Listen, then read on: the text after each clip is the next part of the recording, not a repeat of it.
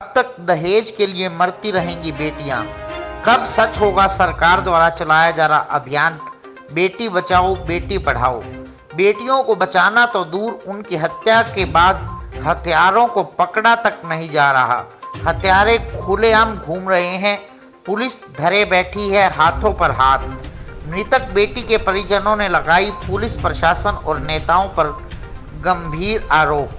नमस्कार, मैं जोगेंद्र कथुरिया। बेबाक तीखे बोल चैनल की टीम आज पहुंची है रोहतक के लघु सचिवालय, जहां बोर गांव में एक विवाहिता की खुदकुशी मामले में आरोपियों की गिरफ्तारी को लेकर झज्जर जिले के बैराणा गांव की परिजन वीरवार को लघु सचिवालय पहुंचे और पुलिस के आला अधिकारियों से न्याय की गुहार लगाई।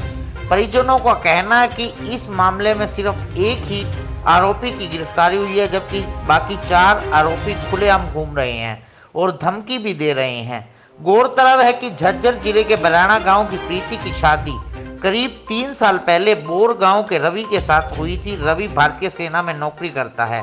प्रीति ने जून माह में पति और ससुराल वालों से परेशान होकर फांसी लगाकर खुदकुशी कर ली थी। उस समय 1.5 माह की बेटी थी। बाद में प्रीति के परिजन बोर पहुंचे और हत्या का आरोप लगाया। जिस समय यह घटना आई उस समय रवि भी नौकरी से छुट्टी लेकर बोर आया हुआ था। उस समय भी इस मामले को लेकर काफ़ी तनातनी हुई थी। 3 साल पहले की थी।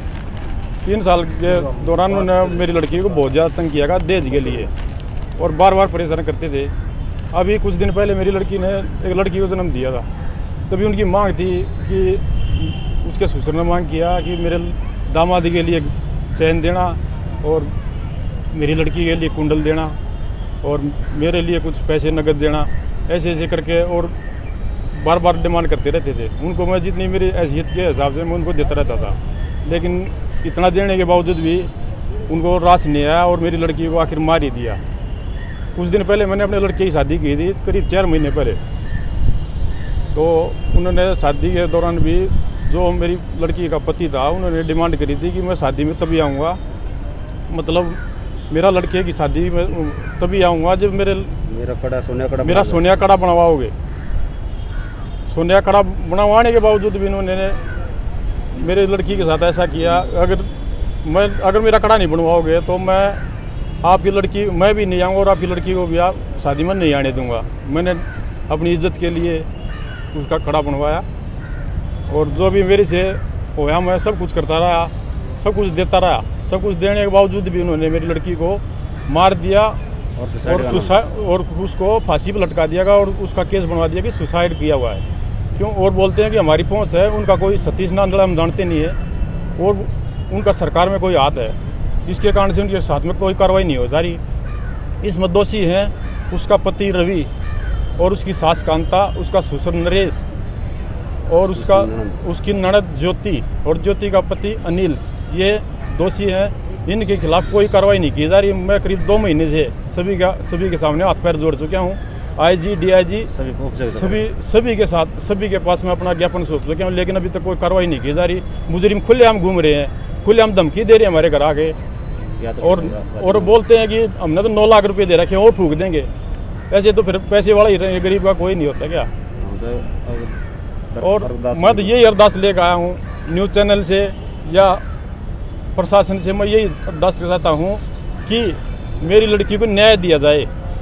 बस मैं इंसाफ चाहिए मेरे को, कुछ नहीं चाहिए। मुजरिमों को खुलेआम धमकी दे रहे हैं और उनको जल्दी से जल्दी गिरफ्तार किया जाए। करीब 2 महीने हो गए हैं, आज तक सिर्फ एक ही गिरफ्तार किया गया। 4 मुजरिम अभी खुले घूम रहे हैं। उनको प्लीज़ मैं आपसे हाथ जोड़कर यही विनती करता हूँ कि मेरी लड़की को न्याय दिया जाए और उनको अरेस्ट किया जाए।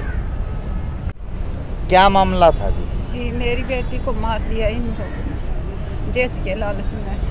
मेरी बेटी को इंसाफ मिलना चाहिए और मुझे कुछ नहीं चाहिए। पहले भी दहेज की मांग की जा रही थी, पहले दहेज मांगा जा रहा था। आपने उसकी कोई दरखास्त की थी पहले? लड़की के आगे मजबूर थे हम। पंचायती फैसला हुआ था तो काम इनके कहता हुआ के हिसाब पे हम तो घर पे 1-2 आए थे और पीठ छेद का सास ने बोला था एक बार तेरे खड़ी मांग लगा दूंगी। अजय पी ने फिर कह हाथ पाथ जोड़ कर फिर मना लिया करते। ये 4-5 दिन पहले उसने बटे उन्हें उसका मुंह बीच कर बेड पे लगा कर मारी, फिर उसने तकिया तो मुंह दबा दिया। फिर वो उस दिन के बाद 4 दिन तक बीमार रही। वो बीमार वो भी फील हो रहा था, उसका भी फील होने के बाद उसने कोई कार्रवाई नहीं की कि तक मेडिकल में नहीं दिखाई। एक बार हमने बोले हम दिखा लेंगे, तब नहीं दिखाना चाहते तो फिर वो हम चले जब वो चले वही से डॉक्टर का ले गए जो कोई उसका जेठ है अजय, उसकी जान पहचान के का। उसका हमने पूछा डॉक्टर ने, उसने कुछ नहीं बताया। बोले आपका पेरेंट्स हो, आपको तो पता ही होगा क्या हो रहा है। हमने कुछ नहीं पता, हम कति अनजान थे। हाँ जी, इन्हें मजबूर करके मेरी बेटी मार दी। फिर उसके बाद आपने कार्रवाई नहीं की, पुलिस में कंप्लेन नहीं की? कंप्लेन नहीं की। बुला रखी पुलिस वाला सामने बाद में बुलाए थे, घर पे भी सब कुछ लकड़ी वकड़ी डाल कर चल। सुबह 9 बजे मेरी बात हुई, बहुत लेट 9 बजे मेरी बात हुई थी। मम्मी रवि आ गया, वो रवि इस घड़ी का आया था। उस टाइम फ़ोन खोस लिया, पता नहीं क्या करा। 9 बजे मेरी बेटी को इतना काम कर दिया हमारे पास था। शाम को 3 बजे इन्होंने 3 फोन बजे किया। फोन करे। और जब सब कुछ बंद, गेट बंद, इनको ये कैसे पता कि वो फांसी पे लटकी हुई है?